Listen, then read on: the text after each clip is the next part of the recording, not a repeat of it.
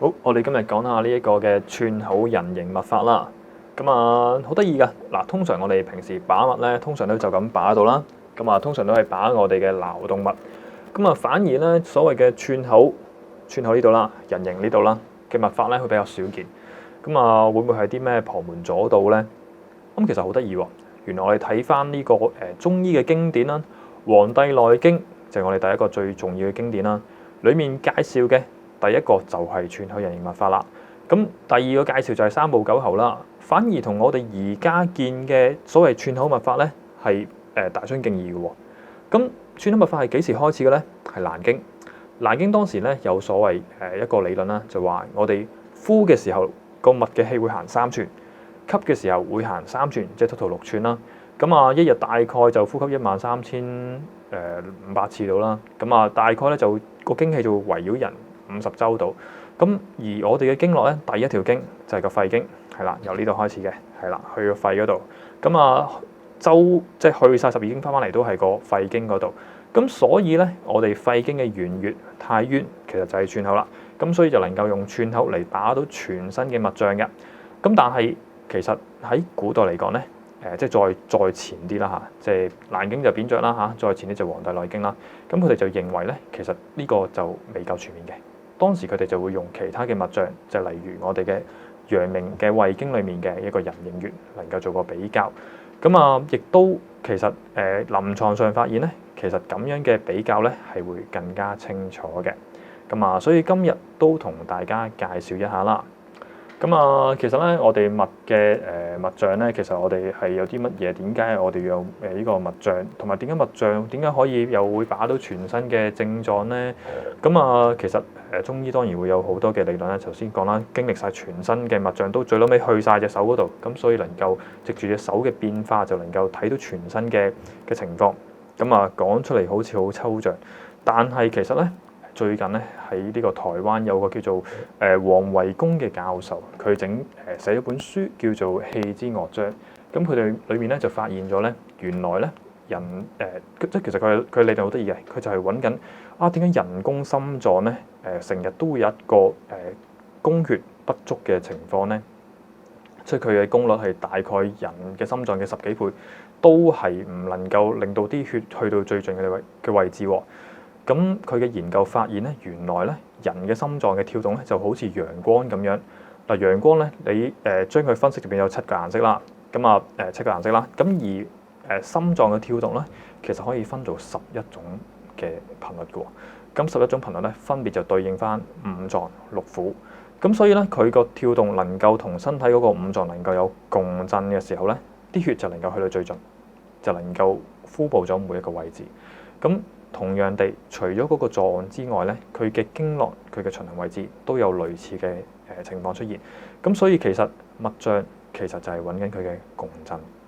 OK，當然啦，現代嘅學説就會話有呢個血液嘅流動啦、氣血嘅變化啦、五臟嘅氣血盛衰都會影響到佢。但係呢樣嘢都同共振係脫離唔到關係嘅。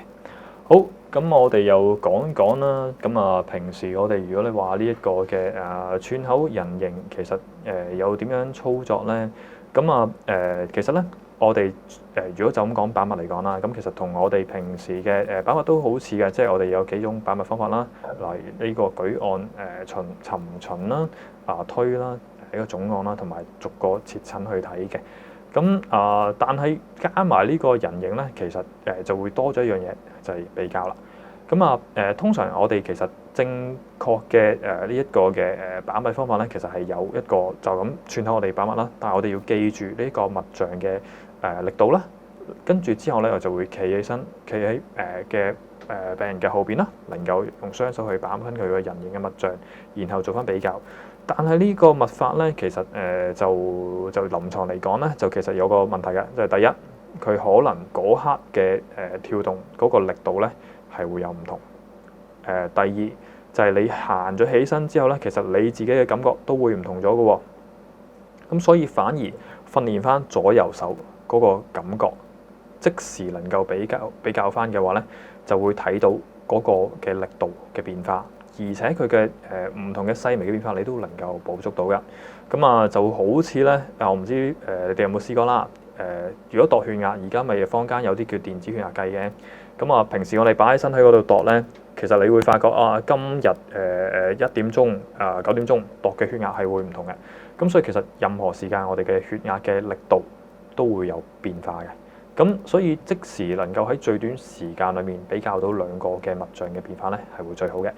咁而喺內經裏面嚟講咧，人形同埋寸口嘅脈象嘅變化就足以能夠表達到陽經同陰經之間嘅分別。咁其實好得意嘅，我哋內經會講啦，即係我哋有12條經絡啦。咁邊12條經絡咧？就呢個有手太陰、少陰、厥陰經啦。陽經有陽明、太陽、少陽啦。咁大家即係如果有興趣，我可以講多少少嘅，即係肺經就係太陰經啦。大腸經就陽明經啦。跟住胃經亦都係陽明經啦。脾經就係太陰經啦。即係如此類推。咁我哋即係古老嘅中醫能夠將陽明、太陽、少陽，即係將即係陰陽分做三陰三陽啦。而三陰三陽再對應翻落去臟腑嘅時候咧，我哋脈象上如果分辨到佢係究竟係今次係少陽經啊、陽明經啊、太陰經啦，咁同對我哋判斷究竟個病灶喺邊度，同埋究竟係多係少就好有幫助啦。咁而人形寸口嘅幫助係咩咧？就係如果人形嘅脈象嘅力度同寸口一樣嘅話咧，係正常冇事。但係如果人形嘅脈象比寸口大1倍，就係厥陰經出事；大過2倍就係少陰經出事；大過3倍就係太陰經出事。咁如果話OK，咁OK，就算你知道咗係太陽經，假設先咁樣先算啦。咁都有分手太陽同足太陽啊。咁又點分咧？咁其實咧呢個亦都係喺《黃帝內經》其實都有個解決咗噶咯。佢就會講話，其實當中如果脈象出現燥其實咧就係個脈象比較急啲，同埋咧佢係唔係咁依常道嚟講咧，你會其實明顯會感覺到佢係有啲特別嗰種躁動嘅感覺咧，就係手經，即係手三陽經。如果冇嘅話，就係即係溫順少少啦，就係呢個足太陽經啦。咁OK，咁點樣先知道燥咧？咁呢個就係要經驗啦。但係其實如果你試多幾次再結合埋全身嘅症狀嚟講咧，其實呢個係一個非常之好嘅一個利器嚟嘅。而喺呢個《黃帝》裏面內經裏面嚟講咧，其實亦都有教埋喎。咁 in case 如果我出現咗太陽經啦，假設先算啦。手足太陽經出事啦，咁點醫咧？咁呢個時候咧，如果足太陽經出事咧，我哋就要瀉足太陽，補足少陰嘅。OK， 咁而且佢亦都講到明添喎，係瀉2個穴位，補1個穴位。所以其實咧，佢已經有一個好好嘅一個陰陽嘅理論咧，就係話，如果要瀉陽嘅，先要補陰，即係陰中求陽，陽中求陰。其實裡面已經走咗出嚟㗎啦。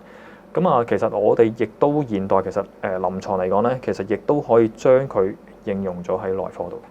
喺內科度咧，就係用藥針對唔同嘅藥去入唔同嘅經絡嗰度。咁而陽經、陰經嘅比例就可以有個參考啦。希望幫到大家啦〜